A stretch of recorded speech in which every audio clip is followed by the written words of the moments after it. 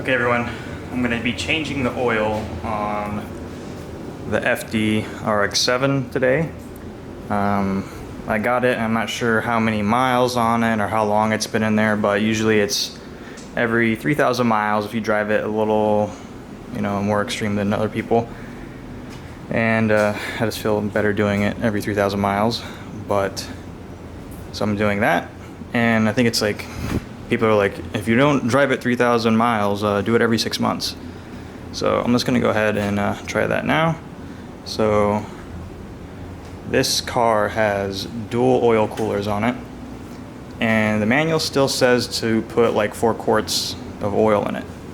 I'm gonna put 4 quarts in, let it set for a little bit, check it, and if it looks like it's fine, I'll run it, check it again after it settles, and then go from there to see if I need to put any more in it. But for this oil change, I'm going to be using the 20W50 VR1. So this is a high zinc content, so it helps us, wear. But yeah, so I'm doing that, and I'm also putting in perolator 1. Here's the part number here for that. And then I'm also putting in a Fumoto valve, so I can just easily change the oil. Since I'm going to be changing the oil a lot on this car, why not have one of these? So this is a F106SX. It's the O-ring version. I'll pull it out here and show it in more detail. But I'm also putting that on. Hopefully it doesn't stick out too far from the oil pan. If it does, I'm not going to run it. But if it doesn't stick out too far, I'll just leave it in there. So I'll have links to all these things in the description where you can buy them, and hopefully the cheapest price. And I also got my little jack stand puck for pinch welds. So I'm gonna go ahead and get this thing jacked up and start draining the oil.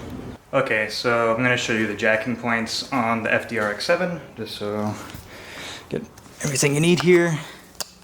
There's one right here, and it's designated by there's 2 little bumps you can see, and that designates where the jacking area is. The car is stiff enough you can jack it from one of those points and the whole car is going to lift. So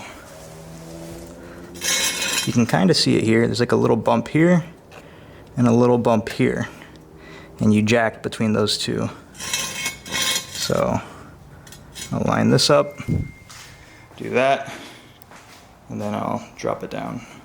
Okay, I got the car all the way up in the air on the jack points. I'm just gonna walk around, show you what it looks like. These are Harbor Freight jack stands. These are the ones that don't kill you, I believe. But these are maxed out. They're aluminum ones. But you can see, you have to be careful with your side skirts here. If you have like rubber little boots, it kind of makes them creak, and you don't want to crack your side skirt little dudes. But yeah, this is just what it looks like. Best I can show you. Poorly lit situation. But yeah, it's all the way up. Now I'm just gonna make sure I can get the oil cap off and make sure I can pull out, the dipstick, and then, fill it up. So here's your oil fill cap here, oil filter down there, and then your lovely little dipstick right there. So yeah, this is what it looks like down here. Should be enough room, squeeze under, and just give the car a little shake to make sure it's stable and you don't kill yourself. I'm gonna throw some of my race ramps down there just for insurance, but it can never be too safe. So I'm gonna go start the process of getting the oil drained. So actually, before I do that, I'm gonna take a minute to explain what the Fumoto valve is. If some of you don't know what it is, if you do, awesome. So the Fumoto valve is a replacement for your oil drain plug. So it screws in. This one here is a swiveling one, the SX. It has an O-ring. Usually they'll have like a little washer, something of that sort. But it screws in, and it has this nifty little valve here that has a lock on it, so you can't accidentally open it. But it also has function where you have to lift up and then turn it to even drain the valve. So I've had these on plenty of my cars and I love it. I wish I could have it on the F-150, because every time you drain oil on an F-150, it shoots straight out into the sway bar and gets everywhere. It's a freaking mess. But F-150 has a plastic drain plug, which is stupid, and you can't replace it. So I'm gonna go ahead and put this on so I can just easily drain my oil. And I guess I should talk about some of the other stuff they have. They have a hose kit for it that you can connect up to your Fumoto. And then for this one, it has like this little nipple on here. You use these fittings to actually connect to that nipple to connect to this hose. So it just keeps it short. Usually the nipple will go out to like this far, and you connect the hose to it. This one's just shortened, and you connect these guys to it. You also have a, let me grab it here, put the camera down for a second. You also have a little cap that can go over the nipple, like so. So, yeah, it's really cool. They're pretty cheap, and you know, I'll just go ahead and put a link in the description if you want to pick one of these up. It's a sweet little piece of machinery, or you know, yeah, I don't know, words. But yeah, just want to talk about that. And then, you know, filters, self-explanatory. VR1. I'm doing the 20W50 because it's in Florida. It's incredibly hot, and I do drive the car harder than, you know, just normal driving. So a little bit more protection, fine with me. Cool. Now I'm actually going to start draining the oil. So onto that. So check the oil, and it's right up there to the full mark. So not bad. I just don't know how long it's been in there. So I just want to replace it anyway, so I know for myself how often I need to replace my oil. And I think I might upload my like maintenance and parts spreadsheet to this, so if you want to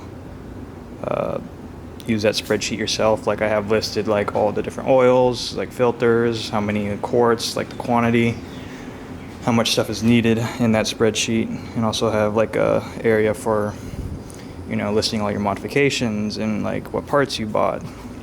More like a nice little like a tracking thing for your car. I'll put that in the description too, so you could use that if you want to. If you don't want to, it's fine too. Okay, I got the plug taken off the bottom. It's a 19mm, but you can see it's slowly dribbling out. So just let that sit for a little bit. You don't have to wait for like every last little dribble, but do that. You know, make sure you remove your oil filler cap. You know, always get this off before to make sure you can actually get it off. It's not like somehow seriously welded on. But take that off so it drains faster. Don't forget about your oil filter. And then I'm gonna just let that do that. Remove the oil filter, put a new one on. You know, I'll show you putting on the Fumoto. It actually goes on, this one specifically, they have a giant Allen key that goes in here and you twist it, and it has the O-ring, which is nice. So I'll show you that step too. But yep, now it's just the waiting game. And then I had one of these from my ND Miata, so I had an ND2 that used to be on the channel, and this is the Motive X funnel. Doesn't work on the old Mazdas, but this thing's awesome. The actual attachment that just goes in. I'm gonna see if I can buy one of these. If I find this that works for the FD, I'll go ahead and put a link to this in the description. But this thing's freaking awesome. Like, no spilling ever. You can be blind and pour your oil. Okay, first problem. Can't get the oil filter off. So I have oil filter pliers here. And like, seriously people, like, hand tight. Don't put it on more. Like, I'm literally just, the sides of the can, like the oil filter is just crushed now. Like squeezed, and it's just sliding. Hand tight. Lube up the seal, get it hand tight with a little nice twist on there, and that's all you need. Don't go freaking torquing it on like the Hulk, okay? Because because now it's going to be a pain in the ass to get off. So don't do that.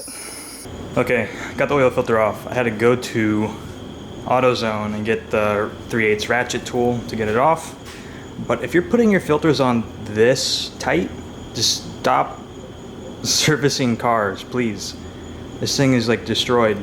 Literally put it on hand tight, people. Like, even with the 3/8 ratchet tool, it took quite a bit of strength to even get this off. And it's just like, look how mangled it is. You should be able to take this off with your hand. Like, don't do that. Stop touching cars. Okay, let's hope I have this done by before it's dark out. But new oil filter is on, you know.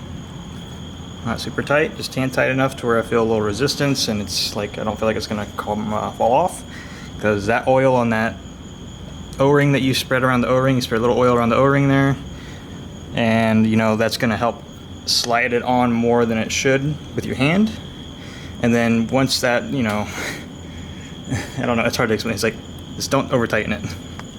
So now I'm gonna go and install the Fumoto valve. I was wishing I was doing this during the daylight, but I'll just have to stick a light underneath the car with me and install it and show you how that works. Okay, so here is our little bung for our oil plug, and this is the Fumoto. I think that's gonna be just perfect in there. So this one swivels, so you can swivel the drain up out of the way. So I'm gonna take some of this old oil, kind of lubricate this little surface here, and then take your Fumoto valve. And this is kind of hard to do with one hand, I must admit. Holding your camera is not easy. Get it started, and you don't want to go super tight with this either. So just get it on there, started, and then use the little Allen key here to tighten it up.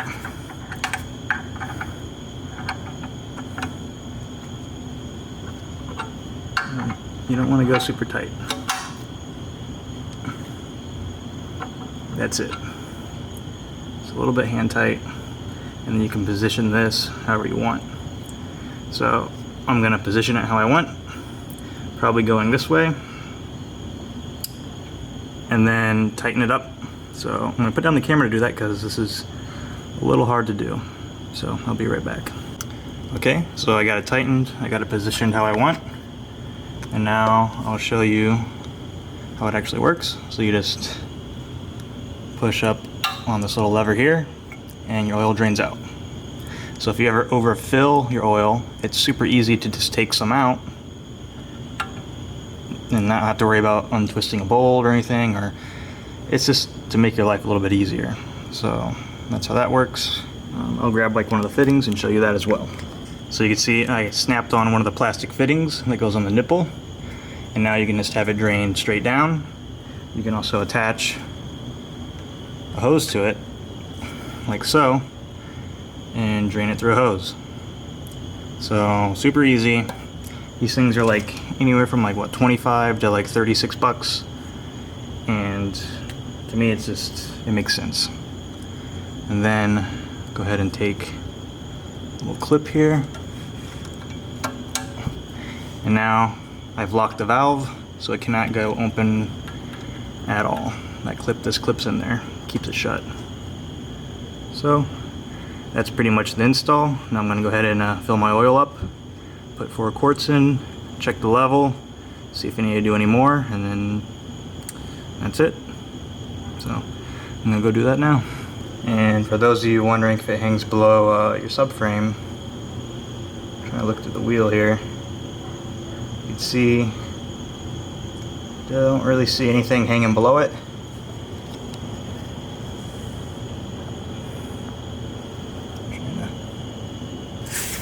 A little hard here. So there it is there. And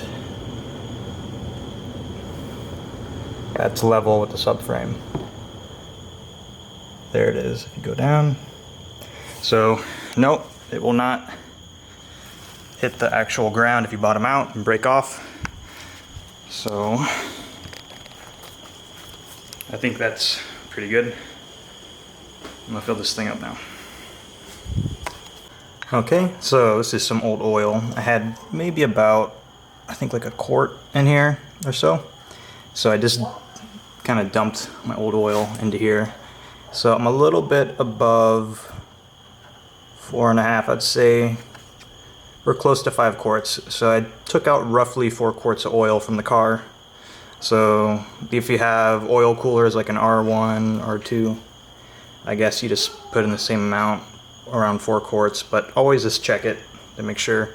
There might be a little bit too much in there, but there's also a bunch of residual in that oil pan, so we'll see. Luckily I have a Fumoto valve in there, so if I put a little bit too much in there, I can just easily drain a little bit of oil. So I'm just letting it settle, and then we'll go over here and check the oil level. Okay, I just checked it. I didn't start it up, this is just cold, letting it drain to the bottom of the pan, but it's right at the full mark. So I put in, what, roughly 4 quarts, maybe a little bit. Gosh, it's so dark I can't see anything. Maybe just like a smidge above. So like 3.9 something, whatever quarts. And that seems to be focus. Seems to be perfectly fine. It's hard to see on this dipstick. It's really tiny. But yeah, I'm gonna put the cap on, run it real quick, check one more time, and then see what it's like. Okay, started it up. You know, let it warm up a little bit, run through the oil coolers, you know, through the filter. Let it set for a little bit, recheck my oil level, and then hopefully we're good and I can drop it off the jack stands. So let it warm up a little bit, reset my trip here. So yeah, cool.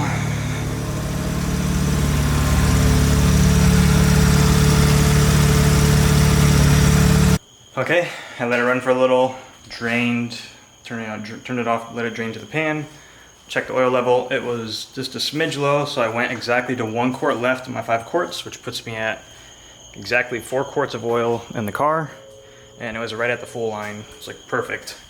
So 4 quarts of oil, and your 13B with dual oil coolers. So I didn't know what it would be, so turns out what it is. I also discovered this car also has like a 3-inch SARD catalytic converter mid-pipe on it. So that's probably why I'm getting boost creep, because I have the HKS Super Turbo, which is 3-inch. And then I have the SARD mid-pipe, which is 3-inch with the high flow cat. And this is on a stock ECU. And I'm pretty sure I'm getting fuel cut on the car. So that's my guess. I'm waiting to get a Haltech 1500 Elite with some injectors, and probably do like the sake bomb ignition setup, and then hopefully I can just tune for my boost creep. Not really have to worry about it. Just, you know, utilize my fuel upgrade. You know, I need to do a fuel pump too, and I need to do like a rewire for the fuel pump. Get a bigger one. A lot of people say do the Supra one. I think I'm just gonna do either like an Aeromotive stealth fuel pump, or, you know, something along those lines, something like a 340 or like a Walbro 450, just to, I don't know, slightly overkill, but whatever. Do that, you know, make sure I have the correct fueling, the correct ignition, and all that before I start tuning, to try and, you know, utilize that boost creep that I do have.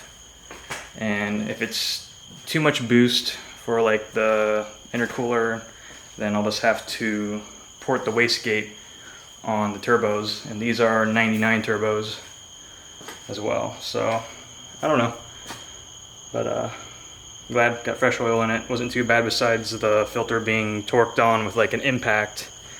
Like yeah, it's just not good. But It's all done now, so there you go. Oil change on the FD, all done. Next video for this car, I don't know. I'm waiting to see if we get a Turn 14 distribution account, so I can at least buy some parts a little cheaper for the car. If not, then I'll just have to buy the parts outright. But that's it. Thank you guys for watching. I'll see you on the next FD or Miata video. Peace.